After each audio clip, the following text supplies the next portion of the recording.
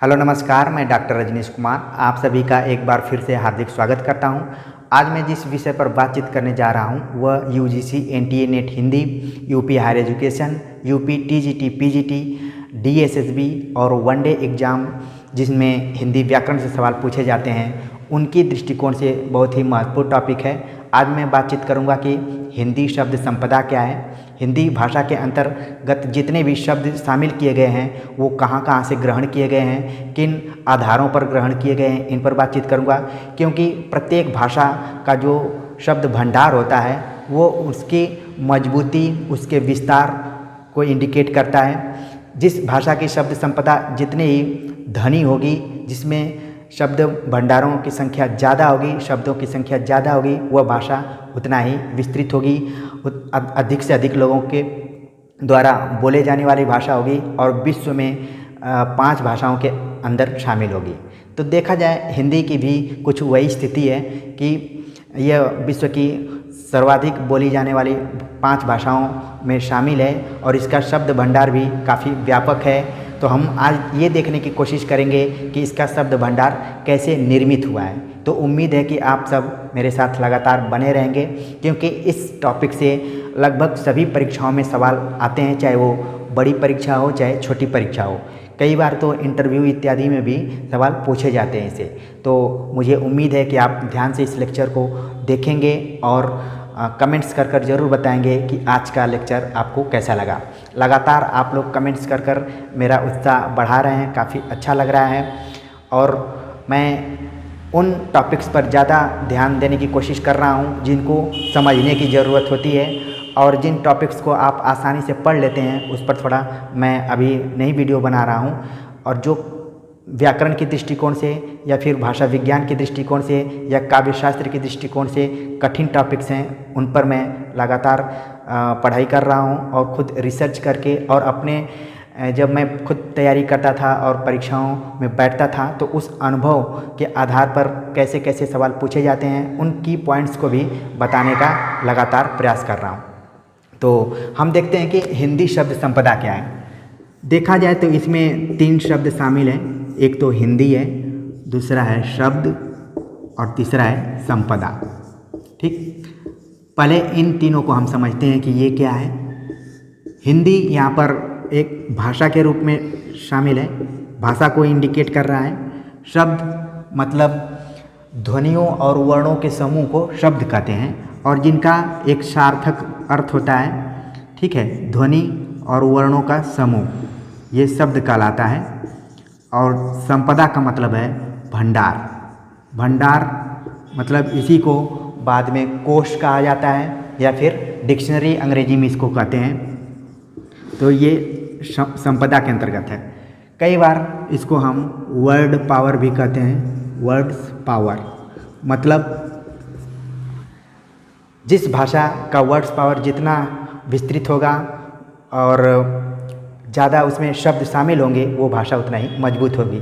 ठीक वैसे ही जैसे कि आपने देखा होगा कि जिस व्यक्ति के अंदर जितना वर्ड पावर अधिक होगा वो व्यक्ति, उसकी अभिव्यक्ति शैली ज़्यादा अच्छी होगी, क्योंकि उसको शब्द खोजने नहीं पड़ेंगे। उसके अंदर बहुत सारे शब्द जो भंडार है वो एक जगह उसने ग्रहण करके रखा हुआ है। तो उसी तरीके से भाषा भी होती है जिसके अंतर्गत बहुत तरीके के शब्द भंडार होते हैं और उसको मजबूती प्रदान करते हैं। तो हम देखते हैं कि जो हिंदी है उसके शब्द भंडार कैसे निर्मित हुए हैं। तो देखा जाए इसको इसका वर्गीकरण किया गया है। पहले उस पर हम थोड़ा सा ध्यान दे देते हैं। पहला वर्गीकरण किया गया स्रोत के आधार पर, स्रोत या उत्पत्ति के आधार पर। ठीक, दूसरा है निर्माण, इसको गठन भी बोलते हैं, या फिर बनावट के आधार पर। और तीसरा है प्रयोग के आधार पर,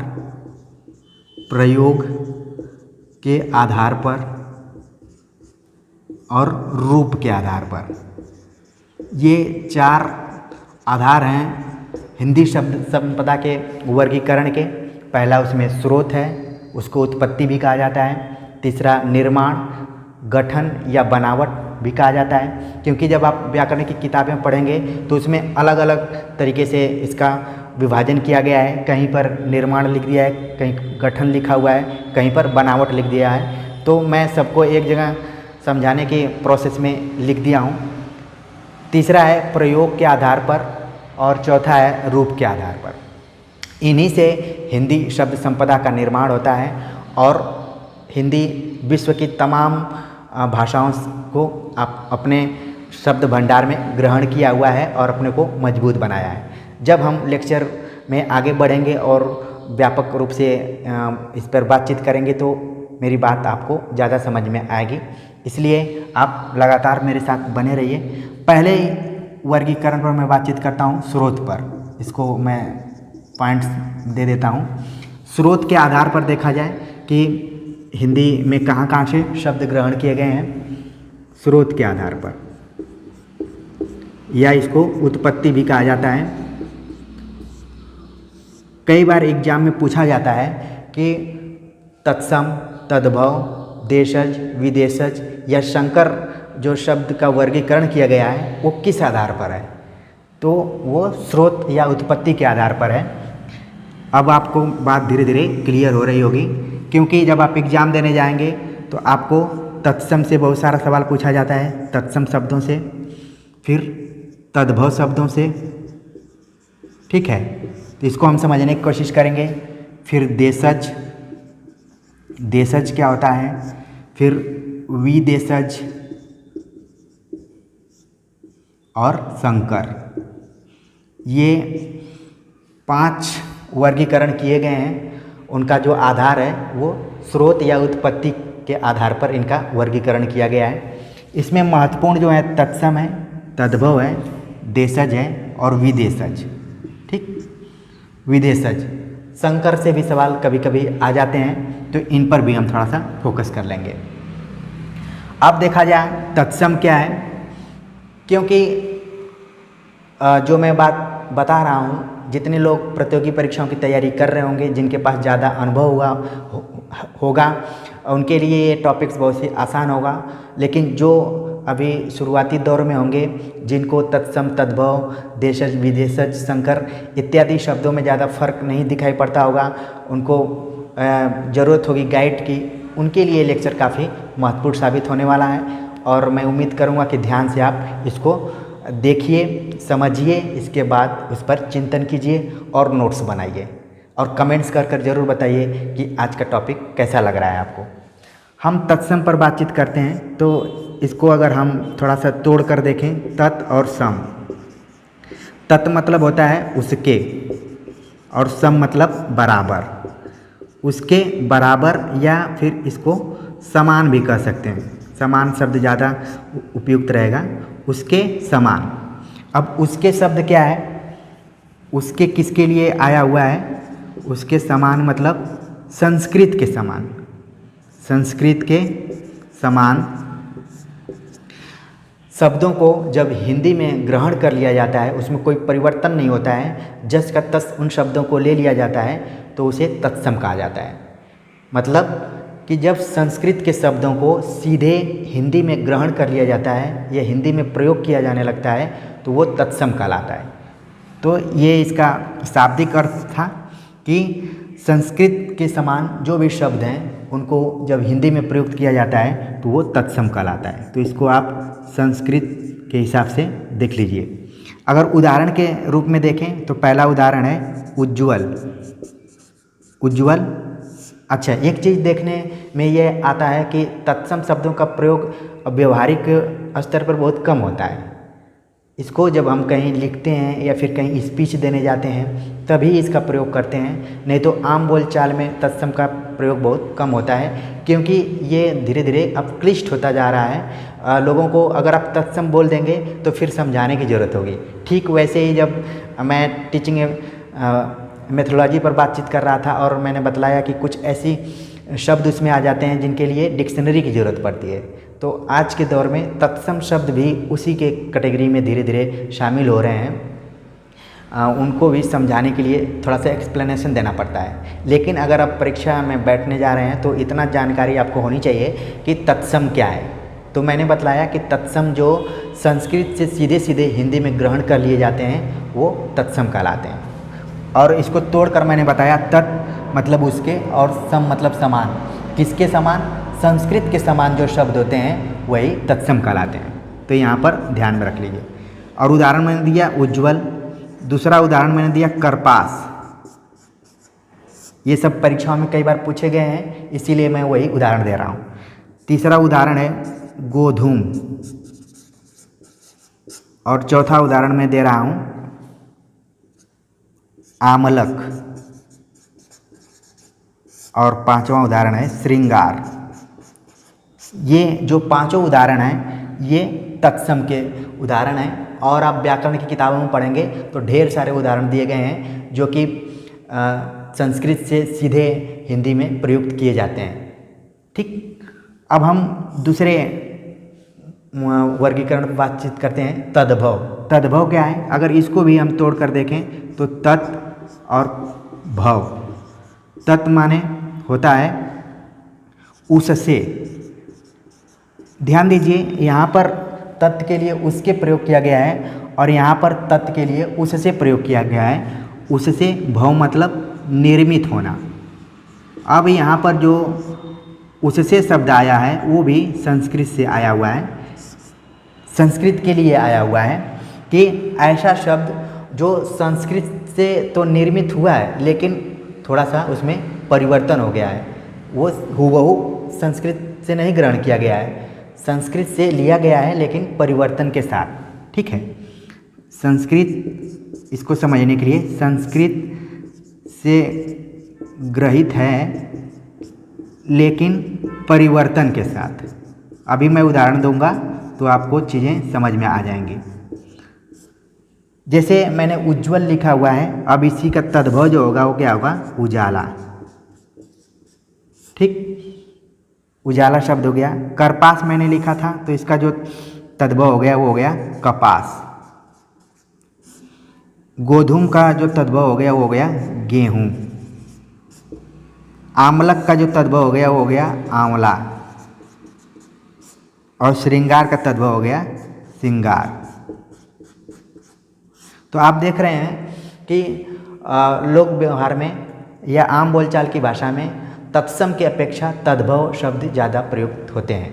तो इन दोनों में पहले अंतर समझ जाइए। जो तत्सम है वो सीधे सीधे संस्कृत से ग्रहण किया जाता है और जो तद्भव है वो संस्कृत से प्रभावित होता है लेकिन थोड़ा सा परिवर्तन के साथ प्रयुक्त होता है। जैसा कि मैंने उदाहरण दिया कि उज्ज्वल को धीरे धीरे कहा जाने लगा उजाला।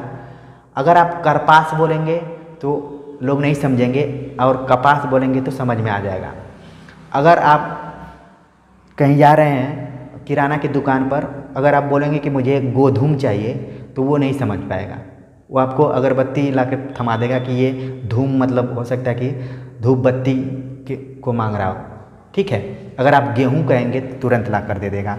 अगर आप बोलेंगे कि हमें आमलक की ज़रूरत है तो ये अब आम बोलचाल की भाषा से धीरे धीरे दूर होता चला गया है। अब आपको आंवला कहना पड़ेगा। तो मेरी बात समझ में आ गई होगी कि तत्सम क्या है और तद्भव क्या है। अब दूसरा हम यहाँ पर देखते हैं कि देशज लिखा हुआ है, देश प्लस ज, मतलब ऐसा शब्द जो कि देश में ही उत्पन्न हुआ हो, उसका जन्म। ज मतलब जन्म, ठीक, जिसका जन्म खुद इसी देश में हुआ हो तो उसे देशज कहा जाता है। अब उदाहरण के दृष्टिकोण से देखें, अगर भारत में देखें तो भारत तो अनेक राज्यों का संघ है और हर राज्य को अपने एक क्षेत्रीय भाषा, उसमें क्षेत्रीय भाषाओं का विकास होता है, वो देशज के अंतर्गत ही आता है। जैसे आपने महिला आंचल पढ़ा होगा तो उसमें जो शब्दावली प्रयोग की गई है, आंचलिक शब्दावलियाँ उसमें प्रयुक्त की गई हैं और उसे देशज के रूप में देखा जा सकता है। देशज का एक अर्थ ये होता है कि ये जो भाषा या शब्द होते हैं ये लोक व्यवहार और वहाँ की संस्कृति से भी प्रभावित होते हैं। लोक व्यवहार और संस्कृति से प्रभावित होते हैं। अगर उदाहरण के लिए मैं देखूं तो जैसे मैंने बोला इडली, तो तुरंत आपके दिमाग में आएगा कि इडली जो शब्द होता है ये साउथ इंडिया में ज़्यादातर प्रयुक्त होता है। मैं बोलूँगा सांभर क्यों? क्योंकि ये इसी देश में उत्पन्न हुए हैं। ये एक क्षेत्र आंचलिक विशेष एरिया को बतलाते हैं, तो ये देशज कहलाते हैं। इडली, सांभर, डोसा, ठीक। इसी तरीके से बाटी चोखा, ठीक। इसी तरीके से शब्द है लिट्टी। तो ये खास एरिया को बतलाते हैं और ये देशज शब्द के अंतर्गत आते हैं। इसके अलावा जैसे मैं बोलूँ गरबा या फिर भांगड़ा, तो ये एक संस्कृति को यहाँ पर दर्शा रहे हैं। इसी तरीके से मैं बोलूँ विरहा, ठीक है। तो ये क्या है? देशज शब्द हैं। इसको एक खास एरिया के लोग ही समझते हैं और बोलते हैं। तो ये चीज़ आपको समझ में आ गई होगी। अब हम बात करेंगे विदेशज पर। विदेशज थोड़ा सा लंबा है, इसलिए इसको अलग से बताना पड़ेगा, इसलिए मैं अब मिटा रहा हूँ और उम्मीद है कि आप इसे नोट कर लिए होंगे।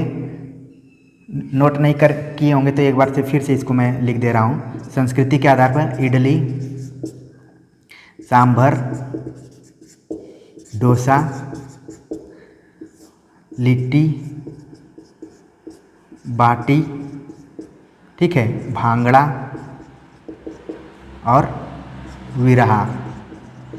इन शब्दों के माध्यम से मैंने देशज शब्द को बतलाने की कोशिश की थी, और अब अगर आप इसको स्क्रीनशॉट लेना चाहते हैं तो ले सकते हैं, ठीक है।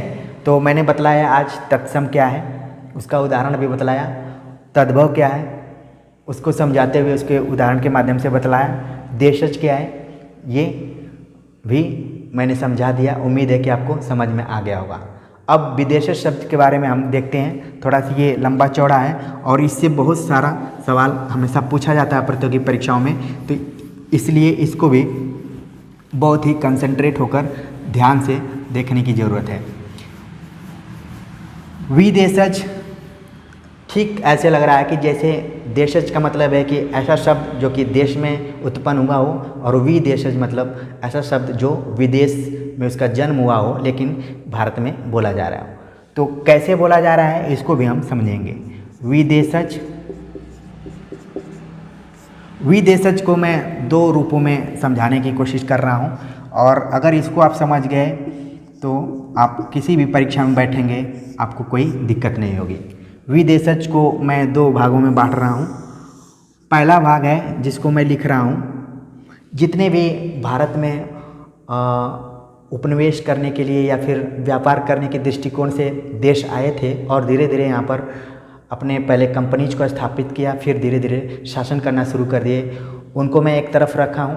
और दूसरी तरफ अन्य जो भारत पर आक्रमण किए थे देश और वहाँ के शासक यहाँ पर कई सालों तक शासन किए, तो वो केवल शासन और व्यापार ही नहीं किए बल्कि अपनी जो वहाँ की भाषा है, संस्कृति है, उसको भी भारत में उसका प्रचार प्रसार किया। उसका प्रभाव अभी तक है। तो हम इस विदेशज शब्द के माध्यम से उसको देखने की कोशिश करेंगे। तो पहला मैंने लिखा हुआ है PDEF। पी का मतलब है पुर्तगीज। कई बार एग्जाम में सवाल आता है कि व्यापार के दृष्टिकोण से भारत में कौन कौन आए थे और उनका क्रम बताइए। तो इस क्रम को भी आप याद कर सकते हैं कि पहले पुर्तगाली आए, फिर डच आए, फिर अंग्रेज आए, फिर फ्रेंच आए, ठीक है। तो उसके हिसाब से कई शब्द जो कि पुर्तगाली से लिए गए हैं, वो कौन कौन से शब्द हैं परीक्षाओं में बहुत बार पूछा जाता है। पहला है अलमारी। हम धड़ल्ले से प्रयोग करते हैं कि अलमारी में किताब रखी गई है, फिर अलमारी में कपड़े रखे गए हैं, उन्हें उठा कर लाइए। तो ये शब्द कहाँ से है? पुर्तगाली से है। इसी तरह से आल्पिन। आल्पिन शब्द जो है वो पुर्तगाली है। फिर बाल्टी, गमला, अन्नास, ये जितने भी शब्द हैं ये सब पुर्तगाली शब्द हैं। तो आप इसको ध्यान में रखिए कि अगर अलमारी आ गया, आल्पिन आ गया, बाल्टी आ गया, बाल्टी का बहुत प्रयोग होता है, गमला आ गया, अन्नास आ गया, तो तुरंत आप बताएंगे कि ये पुर्तगाली शब्द है। तो पी से हो गया पुर्तगाली, डी से हो गया डच, डच भी आए थे, तो इनका ज़्यादातर प्रभाव नहीं पड़ा है। बस बम जो शब्द है बम, ये डच भाषा से लिया गया है। तो आप देख रहे हैं कि जो हिंदी का हम शब्दकोश पढ़ते हैं या फिर उसकी डिक्शनरी को पढ़ते हैं तो उसमें तमाम शब्द हैं और वो शब्द कहाँ कहाँ से लिए गए हैं। इसके पहले मैंने तत्सम मतलब जो संस्कृत से, फिर उसका जो बिगड़ा रूप है तद्भव उसको बताया, फिर देशज जो खुद इसी देश में शब्द बने हुए हैं वो प्रयोग में लाए जाते हैं उनको बतलाया। अब विदेशज को मैंने 2 भागों में बांटकर उसका मैं अध्ययन कर रहा हूँ, आप सबको समझाने का प्रयास कर रहा हूँ। उसमें मैंने एक फार्मूला बनाया PDF, क्योंकि आप PDF हमेशा आपके दिमाग में आता है, बस आपको ई जोड़ लेना है तो तुरंत आपको 2 प्रश्नों का उत्तर तैयार होगा कि व्यापार के दृष्टिकोण से भारत में कब कब कौन कंपनीज आई और उसका क्रम क्या है, ठीक है। और हिंदी शब्द संपदा के दृष्टि से तो आप तैयारी कर ही रहे हैं। तो मैंने पुर्तगाली के बारे में बता दिया, फिर डच के बारे में बता रहा हूँ। तीसरा है इंग्लिश मतलब अंग्रेजी। अंग्रेजी तो वर्तमान दौर में ऐसी भाषा हो गई है कि हिंदी और अंग्रेजी इन दोनों को मिक्स करके हम चाहे अपने घर में हो, चाहे स्कूल में हो, चाहे कहीं भी हो, प्रयोग करते रहते हैं। तो अंग्रेजी अब हमारे लिए विदेशी भाषा के रूप में नहीं है, बल्कि हमारे लिए एक ज़रूरी भाषा के रूप में आ गई है।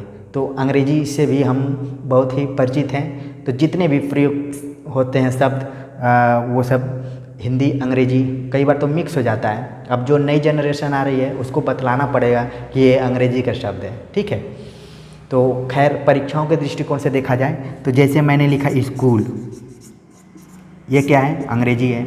डॉक्टर, ये भी अंग्रेजी शब्द है। इसके बाद कॉलेज, और बाकी ज़्यादा मैं उदाहरण नहीं दूंगा। वर्तमान में 2-3 शब्द ज़्यादातर प्रयुक्त हो रहे हैं, जैसे मैंने लिखा लॉकडाउन, अब ये हमारे लिए काफ़ी मोस्ट इम्पॉर्टेंट अंग्रेजी का शब्द हो गया है। इसी तरीके से लिखा मास्क, ठीक, ये भी अंग्रेजी का है। इसके बाद सैनिटाइज़र, क्योंकि व्याकरण की परीक्षा किताबों में तो आप अलग अलग ढंग के शब्दों को देखेंगे, लेकिन वर्तमान में जो ज़्यादातर प्रासंगिक शब्द है उनको भी जानना ज़रूरी है।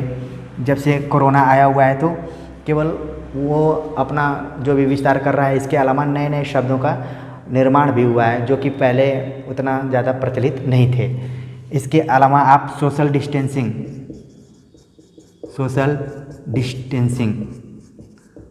बहुत कम लोग बोलते हैं कि तालाबंदी हो गई, या फिर सामाजिक दूरी रखना है, या फिर सैनिटाइज़र को उसका हिंदी रूपांतरण होता है, बहुत कम होता है क्योंकि ये घुल मिल गया है, ठीक है।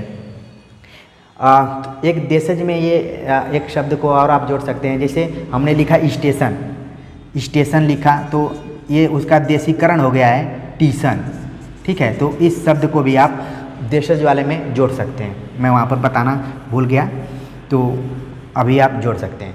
तो ये अंग्रेजी के शब्द हैं। इसके बाद चौथा हम देखते हैं कि फ्रेंच शब्द भी काफ़ी प्रभावित किया, जिसमें कि पहला शब्द है कूपन। कई बार आप सिनेमा देखने जाते हैं तब कूपन की ज़रूरत होती है, या फिर कहीं खाना खाने जाते हैं तब कूपन की ज़रूरत होती है, या फिर साइकिल स्टैंड में या फिर अपनी कार जहाँ पर पार्क करते हैं वहाँ भी कूपन होता है। तो जो कूपन शब्द है वो क्या है, फ्रेंच का शब्द है। इसके अलावा रिपोर्टाज, ये तो बहुत बार एग्जाम में पूछा जाता है कि रिपोर्टाज शब्द जो है वो किस भाषा का है, तो ये है फ्रेंच का। इसके अलावा हम देखते हैं कि फ्रेंच में कौन कौन से शब्द हैं। 1-2 शब्द और हैं जिसको कि हम देख लेते हैं। रेस्तरां जिसको कि होटल भी कहा जाता है, वो फ्रेंच का शब्द है, रेस्तरां। तो हमने देखा कि जो भी देश अब व्यापार करने के दृष्टिकोण से भारत आए थे और यहाँ पर अपना उपनिवेश बना लिया और कई वर्षों तक शासन किया, तो उनके कितने शब्दों को हमने ग्रहण किया है, क्योंकि हिंदी का जो हृदय है, बहुत ही विस्तार है, वो कई शब्दों को अपने अंदर समाहित कर लिए, ठीक है। तो इन अभी 4 मैंने देशों के शब्दों के बारे में बतलाया कि कहाँ कहाँ से आते हैं, और इनसे सवाल बहुत बार पूछा जाता है। ख़ासतौर से पुर्तगाली से बहुत सवाल आता है, और ये जो रिपोर्ट है, ये रिपोर्टाज तो हर परीक्षा में लगभग आता है, तो इसको आप नोट कर लीजिए और चाहे तो आप स्क्रीनशॉट कर लेते हैं, ठीक है। तो ये है। अब दूसरा इसका जो हम विभाजन किए हुए हैं कि जितने देश हमारे ऊपर आक्रमण करके और यहाँ पर शासन करना शुरू कर दिए, उनके शब्दावलियों को भी हिंदी में ग्रहण किया गया है, जिसमें कि जिसका नाम है अरबी। अरबी पहला, दूसरा फारसी। कई बार तो कन्फ्यूजन होने लगता है अरबी और फारसी में, ठीक है। तीसरा तुर्की, ठीक। चौथा चीनी, पांचवा जापानी, छठा रूसी। ये सब अलग अलग देश की भाषाएं जिसको हिंदी ने ग्रहण किया है। अब अरबी को हम देखते हैं कि अरबी में कौन कौन सी भाषाएं हैं। तो मुख्य रूप से देखा जाए अदालत। कई बार आपने सुना होगा कि अदालत का दरवाज़ा खटखटाएंगे, तो ये अदालत शब्द जो है वो क्या है, अरबी है। इसके बाद अल्लाह, अल्लाह जिसको कि भगवान कहा जाता है। इसके बाद है आदमी औरत, आदमी औरत, ये क्या है, ये सब अरबी भाषा के शब्द हैं। इसके अलावा किताब, किताब, दवा, शराब। शराब शब्द जो है वो भी अरबी का है। तो हमने देखा कि अदालत, अल्लाह, आदमी, औरत, किताब, दवा, शराब, जितने शब्द हमारे व्यवहारिक जीवन में ज़्यादा प्रयुक्त होते हैं उन्हीं को मैंने इस उदाहरण में लिया है। बाकी बहुत सारे ऐसे शब्द हैं जिनको आप जब व्याकरण की किताब पढ़ेंगे तो उसमें आपको मिलेंगे। तो बस ध्यान देने की ज़रूरत है। कई बार सवाल आ जाता है कि शराब कहाँ से लिया गया है, तो आप बताएंगे कि अरबी से लिया गया है, ठीक है। किस भाषा का शब्द है, या फिर अदालत किस भाषा का शब्द है, आदमी, औरत, किताब, ये सब अरबी हैं। अब फारसी में देखा जाए कौन कौन से शब्द आते हैं, तो पहला है आवाज़। आवाज़, अगर कोई बोले कि आपकी आवाज़ नहीं सुनाई दे रही है, तो वहाँ पर आवाज़ जो शब्द है वो है फारसी।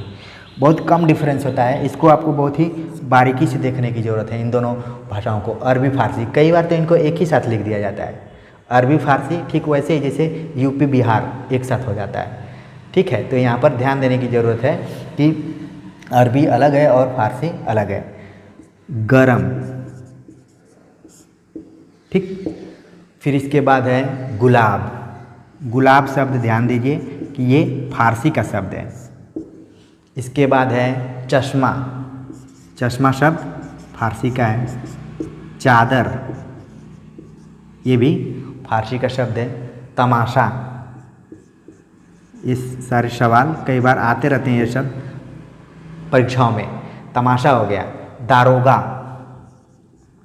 दारोगा शब्द जो है नमक का दारोगा, ये जो दारोगा शब्द है ये फारसी का लिया गया है। इसके अलावा एक सबसे फेमस शब्द है समोसा। समोसा शब्द जो है ये फारसी का है। तो कम से कम समोसा को तो याद रखिए, कई बार एग्जाम में पूछा जाता है कि समोसा शब्द किस भाषा से लिया गया है, तो उसमें अरबी भी रहेगा, फारसी भी रहेगा और दो विकल्प रहेंगे। तो आप ध्यान रखिए कि ये फारसी से। इसके बाद हम देखते हैं तुर्की। तुर्की भाषा में भाषा से कौन कौन शब्द ग्रहण किए गए हैं, जिसमें कि है कैंची, चाकू, चाबी, ठीक है।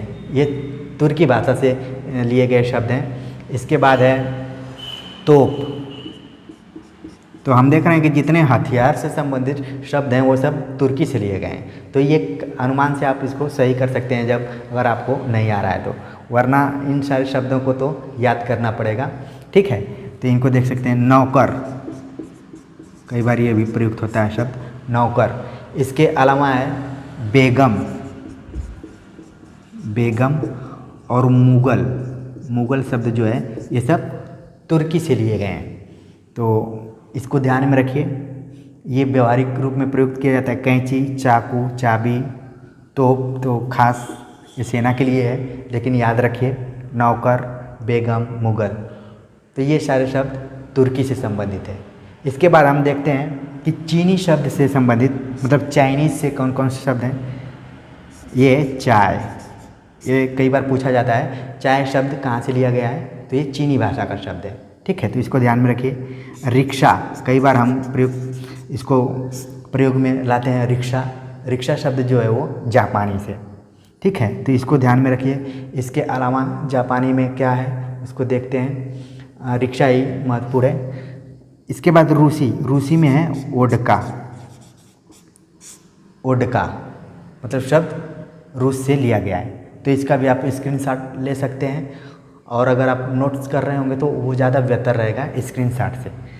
ठीक है, क्योंकि हमारे हाथ की एक नस जुड़ी होती है, अगर आप उसको नोट करते हैं तो सीधे आपके दिमाग में वो सारी बातें बैठती हैं। तो इसीलिए मैं नोट करने पर ज़्यादा जोर देता हूँ।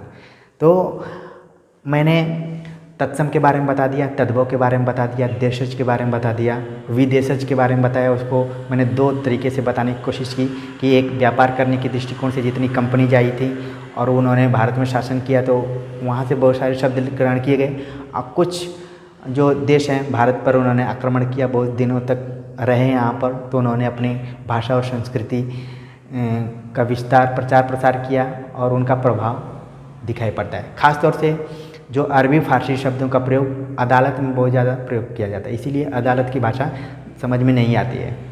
जब 1836 या 37 में एक इश्तहार निकाला गया कि अदालत की भाषा उर्दू रहेगी और उसकी जो शब्दावलियाँ रहेंगी वो अरबी फारसी युक्त रहेंगी, तो एक आंदोलन चलना शुरू कर दिया था, जिसके कारण हिंदी उर्दू विवाद हो गया और धीरे धीरे इसके दो ग्रुप बट गए। एक उर्दू के पक्ष में था और दूसरा हिंदी। और हिंदी में भी क्या वो आम बोलचाल की भाषा रहेगी या फिर संस्कृत निष्ठ भाषा रहेगी, इसको लेकर डिबेट होना शुरू कर दिया। लेकिन अंत में सन 1904 ईस्वी में ये घोषणा की गई कि अदालत की जो भाषा है वो अब देवनागरी लिपि में और भारत हिंदी रहेगी। ठीक है, लेकिन अभी भी जितने भी शब्द उसमें प्रयुक्त किए जाते हैं वो सब अरबी फारसी युक्त रहते हैं, इसलिए अदालत की भाषा ज़्यादा समझ में नहीं आती है।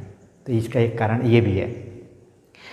और अरबी फारसी, तुर्की, चीनी, जापानी, रूसी के बारे में मैंने बतला दिया, आप इसको नोट कर लिए होंगे। अब हम दूसरे जो वर्गीकरण का आधार था निर्माण, गठन और अलग करके अर्थ नहीं निकाला जाए, जिन ध्वनियों को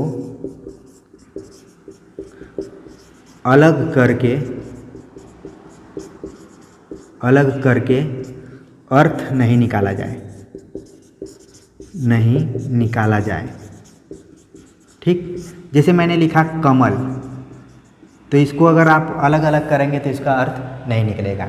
ये क्या है, रूढ़ हो गया है कमल शब्द, या फिर जिसकी व्युत्पत्ति या उत्पत्ति ज्ञात नहीं होती है। ठीक है, जिसकी व्युत्पत्ति ज्ञात नहीं होती है वो रूढ़ के अंतर्गत आता है। कई बार आपने देखा होगा कि कुछ रीति रिवाज रूढ़ हो जाते हैं, उन पता नहीं चलता है कि ये कब से चले आ रहे हैं। उसी तरीके से शब्द होते हैं, वो अगर आप पूछेंगे कि इसकी व्युत्पत्ति कैसे हुई है, इसका स्रोत क्या है, तो ये बताना बड़ा ही मुश्किल हो जाएगा। तो इसीलिए निर्माण या गठन या बनावट में एक वर्गीकरण किया गया रूढ़ का, कि जिन ध्वनियों को हम अलग करके उनका अर्थ नहीं निकाल सकते हैं या फिर जिनकी उत्पत्ति या व्युत्पत्ति के बारे में कोई जानकारी नहीं हो। तो उदाहरण के लिए जैसे मैंने लिखा हाथ, अब ये शब्द कैसे बना हुआ है इसको बताना मुश्किल है।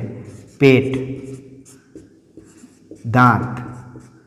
ठीक है, इसके अलावा हम देखते हैं कि किताब शब्द ये कैसे बना हुआ है, इसको बताना मुश्किल है। तो ये क्या है, रूढ़ शब्द है।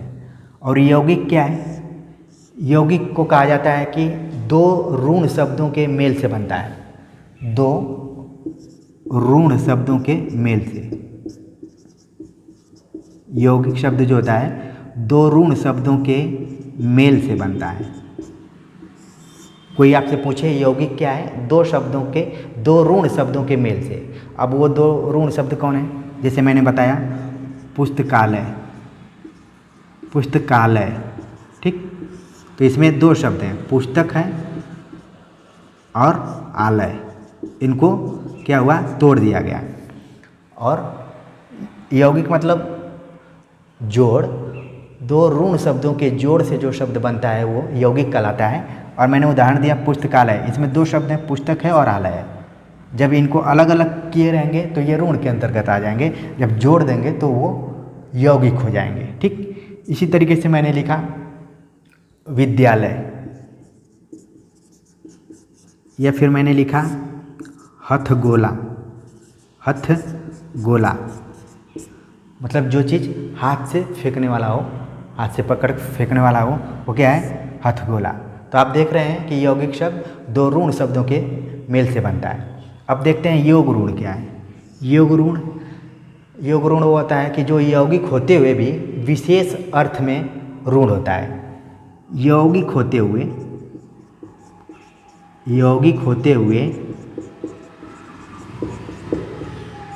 विशेष अर्थ में ऋण होता है, उसे कहा जाता है योग ऋण। शब्द में ही छिपा हुआ है कि ऐसा शब्द योग ऋण उसे कहा जाता है जो शब्द यौगिक तो है लेकिन उसका एक विशेष अर्थ है। जिसे मैंने लिखा पंकज।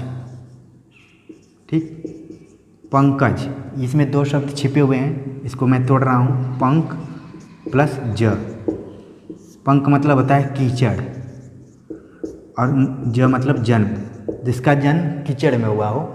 लेकिन पंकज का एक विशेष अर्थ है जिसका अर्थ है कमल।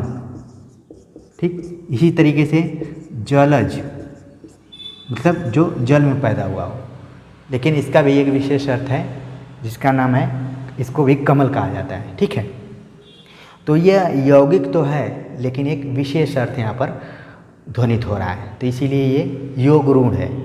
तो इस तरीके से परीक्षा में सवाल आते हैं। एक उदाहरण और देखते हैं, जैसे मैंने लिखा नीलकंठ। नीलकंठ, तो जिसका कंठ नीला हो उसे क्या कहा जाएगा?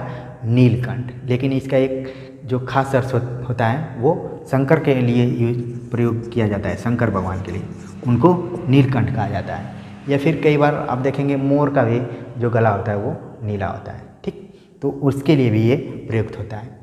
तो हमने देखा कि गठन या निर्माण या बनावट के आधार पर तीन तरह के शब्दों का प्रयोग किया जाता है, ऋण, यौगिक, योग ऋण। ऋण के बारे में मैंने बताया कि जिन शब्दों के ध्वनियों को अलग नहीं किया जा सकता या फिर उनकी उत्पत्ति या व्युत्पत्ति के बारे में पता नहीं रहता है, जबकि यौगिक के बारे में मैंने बताया कि जब दो ऋण शब्द आपस में मिलते हैं तो वो यौगिक कहलाता है। उदाहरण भी दिया। और योग ऋण में मैंने बतलाया कि ऐसे शब्द जो यौगिक तो हैं लेकिन ऋण होकर एक विशेष अर्थ देते हैं। ठीक, तो पंकज का मैंने उदाहरण दिया, नीलकंठ का उदाहरण दिया, जलज का उदाहरण दिया जाए। ऐसे ही हजारों शब्द हैं जो कि ऋण हैं, यौगिक हैं, योग ऋण हैं। तो जब भी एग्ज़ाम में आए तो आप इनके लक्षण के हिसाब से उत्तर सही कर सकते हैं। ठीक, अब हम देखते हैं अगला जो था प्रयोग के आधार पर। प्रयोग के आधार पर क्या है उसको देख लेते हैं। उम्मीद है कि इसको आप लोग नोट कर लिए होंगे और शॉर्ट स्क्रीन भी खींच लिए होंगे, क्योंकि जब से कमेंट्स आया है कि स्क्रीनशॉट के लिए थोड़ा सा बगल में हट जाइए, क्योंकि मुझे आदत रही है तुरंत लिख कर, समझा कर और मिटाकर अगले पॉइंट्स की तरफ बढ़ने का। ठीक है, तो आप लोग भी थोड़ा सा अलर्ट रहिए और जब मुझे याद रहेगा तो मैं खुद हट जाऊंगा। बाकी मेरी कोशिश रहती है कि आप स्क्रीनशॉट्स ले लें। तीसरा है प्रयोग के आधार पर। प्रयोग के आधार पर कितने तरीके के शब्द होते हैं, उनका कैसे निर्माण होता है, फिर हम देखते हैं कि प्रयोग के आधार पर जो शब्द हैं वो तीन तरीके के हैं। पहला है सामान्य,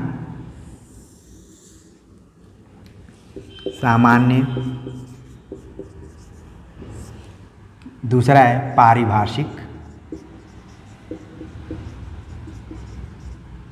और तीसरा है अर्ध पारिभाषिक।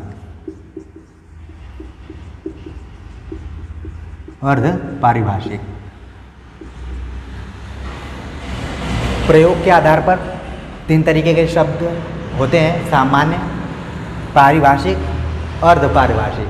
अब सामान्य के अंतर्गत क्या है कि जो सामान्य व्यवहार में प्रयुक्त किए जाते हों, जो सामान्य व्यवहार में प्रयुक्त किए जा रहे हों उन्हें सामान्य शब्द कहा जाएगा। जैसे उदाहरण के लिए मैं बतलाऊं हमने चलना फिरना, घूमना, उठना, बैठना, दाल चावल रोटी, ये सब क्या है, सामान्य शब्द हैं। तो नोट कर लीजिए, चलना, फिरना, घूमना, या फिर चावल, दाल, रोटी, ये सब सामान्य शब्द हैं जो कि लोक व्यवहार में, आम बोलचाल में इसका प्रयोग होता है, सामान्य रूप में होता है। लेकिन जब पारिभाषिक शब्द आता है तो आपने जब साइंस पढ़ा होगा या फिर कोई शब्द पढ़ते हैं तो कुछ शब्दों का खास उसकी परिभाषा दी रहती है। जैसे कि बल की परिभाषा, बल जो शब्द है इसकी परिभाषा दी गई है, कार्य की परिभाषा दी गई है, ऊर्जा किसे कहते हैं इसकी भी परिभाषा है। और साइंस में तो लगभग जितने भी शब्द हैं उनकी परिभाषा ही अलग अलग होती है।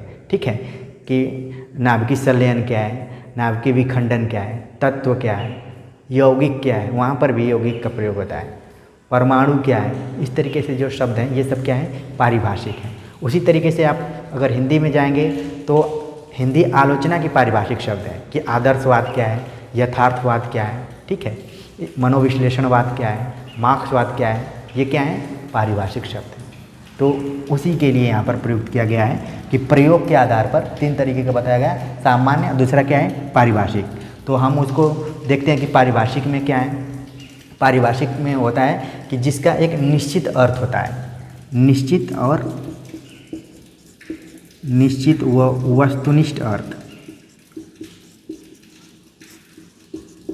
ठीक, निश्चित व वस्तुनिष्ठ अर्थ। जैसे कि प्रशासन की शब्दावली क्या होगी, अलग होगी, चिकित्सा की शब्दावली जो होगी वो अलग होगी, साहित्य में जो शब्द प्रयोग किए जाएंगे उनकी पारिभाषिक शब्दावली अलग होगी, विज्ञान में अलग होगा, अर्थशास्त्र में अलग होगा, या फिर जितने भी विषय हैं सब में अलग अलग होगा। जैसे उदाहरण के लिए मैं देखूं, सचिव, ये इसका एक खास अर्थ है, एक निश्चित अर्थ है। निदेशक, ठीक है, अगर किसी रोग के बारे में बताया, जैसे ज्वर शब्द है, इसको बुखार भी कई बार लिख देते हैं, तो ये क्या है, चिकित्सा के अंतर्गत है। साहित्य में बहुत सारे शब्द हैं, जैसे मैंने लिख दिया छायावाद, ये क्या है, एक पारिभाषिक शब्दावली के अंतर्गत आएगा।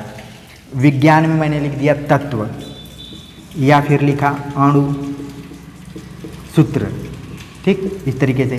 अर्थशास्त्र में मैंने लिख दिया मुद्रास्फीति, तो मुद्रास्फीति एक पारिभाषिक शब्द है, इसकी एक परिभाषा है। तो उम्मीद है कि ये चीज़ आपको समझ में आ गई होगी।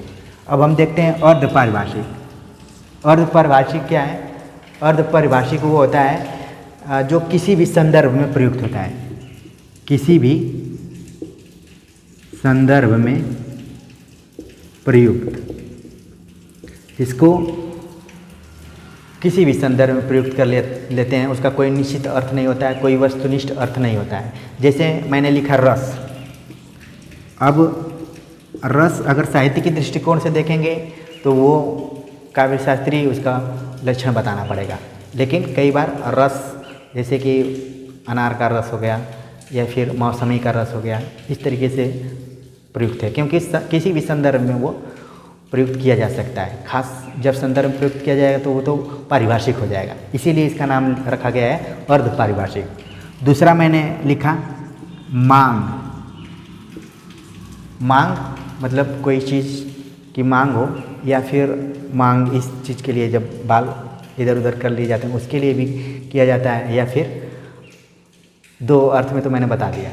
इसके बाद है बल। बल क्या है, बल यहाँ पर कई बार लोग ताकत के लिए भी कहते हैं कि उसके पास बहुत ही बल है, ठीक है, तो उसके अर्थ में होता है। नहीं तो जब आप साइंस में पढ़ेंगे तो उसका पारिभाषिक शब्द परिभाषा है, ठीक। इसके अलावा है ऊर्जा। ऊर्जा भी ताकत के लिए ही प्रयुक्त होता है। तो अर्ध पारिभाषिक जो होते हैं उनका कोई संदर्भ होता है, उसमें प्रयुक्त होते हैं। तो हमने देखा मोटे तौर पर कि प्रयोग के आधार पर भी 3 तरीके के शब्द आते हैं, जिनमें कि सामान्य शब्द, पारिभाषिक शब्द और अर्धपारिभाषिक शब्द। उम्मीद है कि ये आपको समझ में आ गया होगा, आप इसका स्क्रीनशॉट ले सकते हैं, ठीक है। तो अब हम मिटाते हैं और आखिरी जो है रूप के आधार पर उस पर बातचीत करते हैं, तब हिंदी शब्द संपदा का जो टॉपिक है वो पूरा क्लियर हो जाएगा और आपका जो भी डाउट्स है वो भी धीरे धीरे क्लियर हो जाएगा और लंबे समय तक आप चीज़ों को याद रखेंगे। ठीक है, अब हम देखते हैं चौथे नंबर पे जो है वो है रूप के आधार पे। यहाँ पर था रूप के आधार पर। रूप के आधार पर क्या है ये इसको समझते हैं।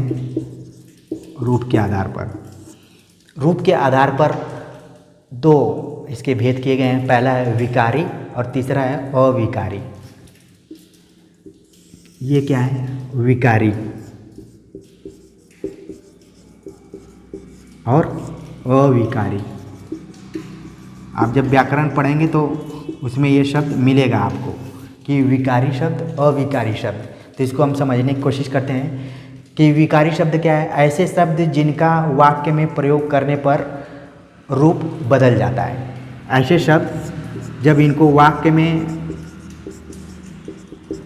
प्रयोग इनका किया जाता है, करने पर रूप क्या होता है? बदल जाता है।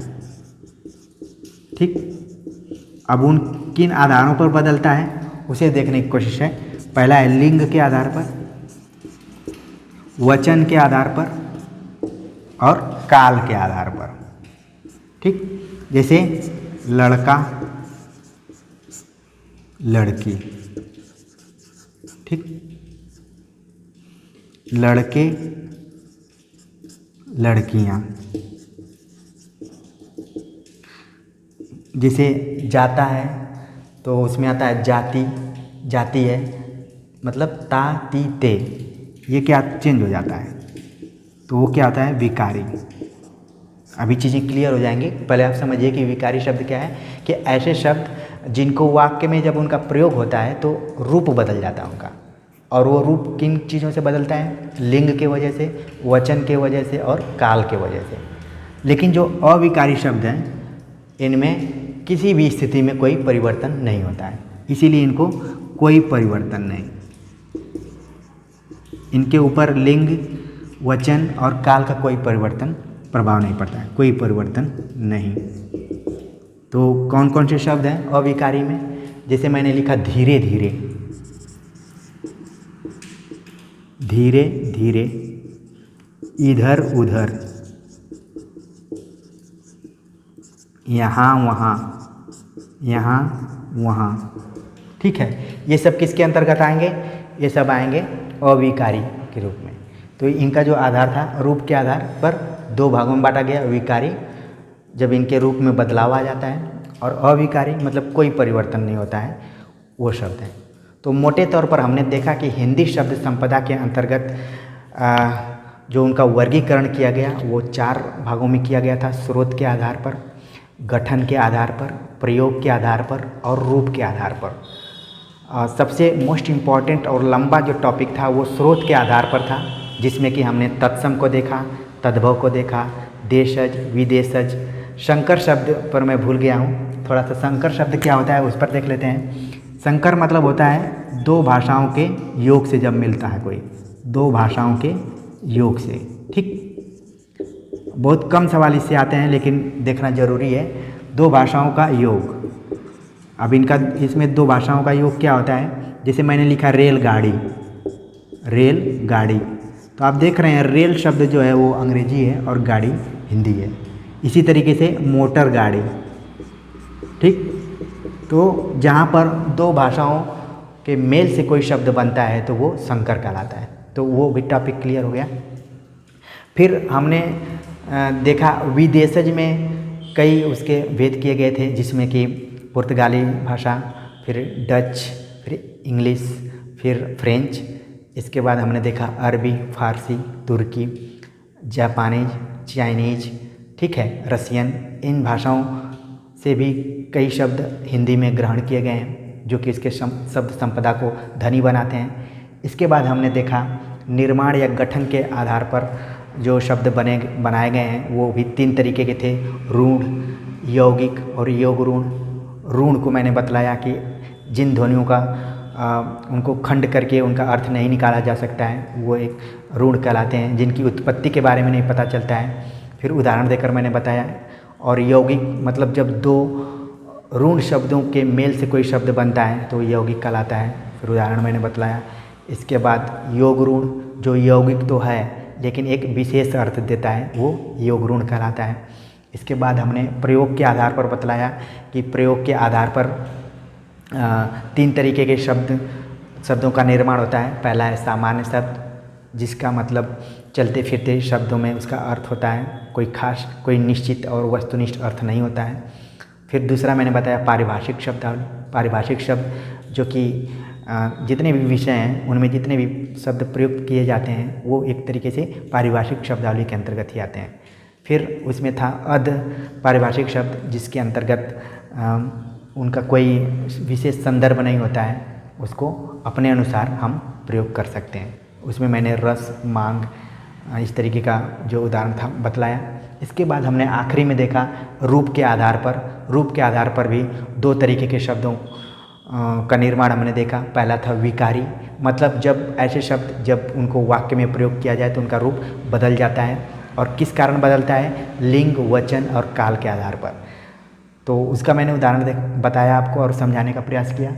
फिर हमने अविकारी शब्दों पर विचार किया कि अविकारी शब्द जिन पर कोई परिवर्तन नहीं होता है, कोई प्रभाव नहीं दिखाई पड़ता है, चाहे वो लिंग में चेंज हो जाए, चाहे वचन में उसमें चेंजिंग हो, चाहे काल में चेंजिंग हो, लेकिन अविकारी शब्दों में कोई परिवर्तन नहीं होता है। ठीक है, तो अगर कई बार एग्जाम में पूछ लिया जाता है, खासतौर से इंटरव्यू में, कि विकारी शब्द क्या होता है, अविकारी शब्द क्या होता है, तो इसमें घबराहट होने लगती है। तो मुझे उम्मीद है कि इस लेक्चर के बाद आप पूरे कॉन्फिडेंस के साथ इंटरव्यू में भी प्रश्नों का जवाब देंगे। तो उम्मीद है कि ये लेक्चर आप सभी को बहुत पसंद आया होगा, और जितने भी चीज़ों को मैंने बतलाया वो सब आपके क्लियर हो गए होंगे, और कमेंट्स कर ज़रूर आप बताएंगे। मिलते हैं एक नए टॉपिक के साथ, तब तक के लिए नमस्कार।